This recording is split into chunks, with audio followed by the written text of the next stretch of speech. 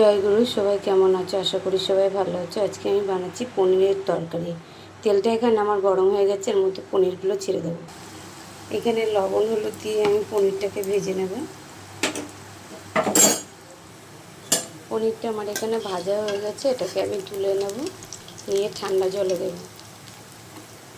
তাহলে এতে পনিরটা নরম থাকবে। আমি এখানে ফোড়নে দিয়ে দেবো দুটো তেজপাতা, একটু দারচিনি আর গোটা জিরা দিয়ে দিলাম। ফোড়নটা আমার ভাজা হয়ে গেছে। এখানে আমি দুটো বড় সাইজের পেঁয়াজ, 5খানা কাঁচা লঙ্কা কেটে রেখেছিলাম দিয়ে দেবো। আর এর মধ্যে দিয়ে দেবো আমি ক্যাপসিকাম। এখানে 2খানা বড় বড় ক্যাপসিকাম নিয়েছি, আজকে আলু ছাড়াই পনিরটা বানাবো। এখানে আমি লবণ আর টমেটোটা দিয়ে দেবো, একটু ভালো করে কষিয়ে। আর দিয়ে দেবো আদা পেস্ট। এখানে আমার কষানোটা হয়ে গেছে, পেস্ট করে রাখা সব মশলাটা দিয়ে দেবো।